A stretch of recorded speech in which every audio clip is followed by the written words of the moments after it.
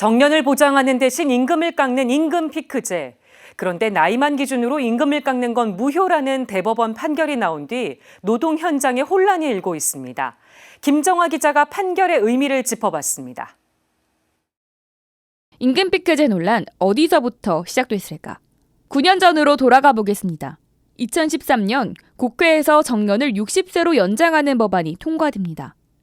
그때 당시 국내 기업 대부분이 호봉제를 택해 입사 후 임금은 계속해서 상승했습니다. 이에 정년이 늘어나면서 인건비 부담이 증가한 기업들은 인건비 부담을 완화하고 신규 채용이 위축되는 것을 막기 위해 임금 피크제를 도입하기 시작합니다. 임금 피크제를 도입하면 고용 보장이나 정년 연장을 조건으로 임금을 감축할 수 있기 때문입니다.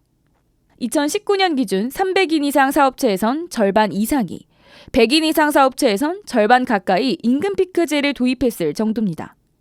공공기관을 비롯해 대기업, 중소기업 등 국내 대부분의 사업장에서 도입된 임금 피크제. 하나의 트렌드처럼 무분별하게 도입됐던 임금 피크제도에 경각심을 불러일으키는 대법원의 판결이 나왔습니다. 합리적인 이유 없이 나이만으로 임금을 깎는 것은 위법하다. 대법원이 제시한 임금 피크제의 합리적 이유는 이렇습니다. 임금 피크제 도입 목적에 타당성이 있는가? 임금 삭감에 준하는 업무량 또는 업무 강도의 저감이 있었는가? 실질적인 임금 삭감의 폭이나 기간, 또 감액된 재원이 도입 목적을 위해 사용되었는가? 여기서 도입 목적은 청년 고용 창출을 뜻합니다. 그렇다면 임금 피크제 도입 후 청년 고용은 늘어났을까? 2017년 국회 예산처가 발행한 보고서와 지난해 한국경제통상학회가 발간한 보고서에 따르면 임금 피크제 도입이 청년 고용 창출에 영향을 미치지 않은 것으로 나타났습니다.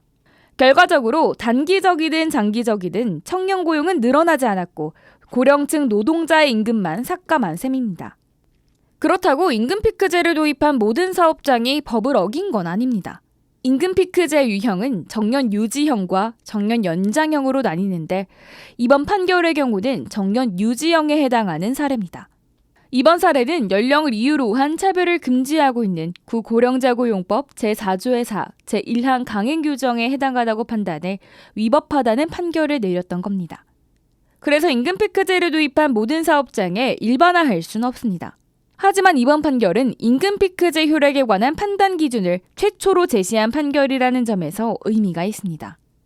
대법원에서 최초로 나왔다라고 하는 것은 이제 그 합리적인 기준에 대해서 임금 피크제가 어떻게 하면 적법할 것인가에 대해서 그 기준을 설정해 줬다라고 보시면 됩니다. 그런 면에서 이 사실상 대법원에서는 임금 피크제로 감액된 이런 재원이 청년 고용 창출로 진짜로 사용됐는지 이걸 확인하겠다라는 기준을 제시를 한 것입니다. 노동계는 현행 임금 피크제를 폐지하자는 입장입니다. 지금 법적 정년인 60세 이후에 임금 피크제를 도입하는 것에 대해서는 반대하지는 않지만 지금처럼 법정 정년인 60대 이전에 임금 피크제를 도입해서 임금을 깎는 방식으로 가는 것은 반대하고 폐지해야 된다고 생각합니다. 고령화 대한민국 속에서 임금 피크제는 사라져야 할 제도일까? 한 기업 안에서 임금을 깎아서 일자리를 보존하기보다는 정년 이후의 일자리를 사회적으로 어떻게 만들어낼 것인지를 같이 고민하면서 그것과 관련한 대안을 만드는 게 훨씬 더 중요하지 않을까 생각을 하고 있습니다. 앞으로도 정년이 60세에서 63세 혹은 65세로 법제화된다면 또다시 임금 피크제 문제가 수면 위로 떠오를 것으로 예상됩니다. 기업은 정년 연장과 관련한 효율적인 대책 마련을 위해 노동자들과 함께 머리를 맞대야 할 것으로 보입니다. CPBC 김정아입니다.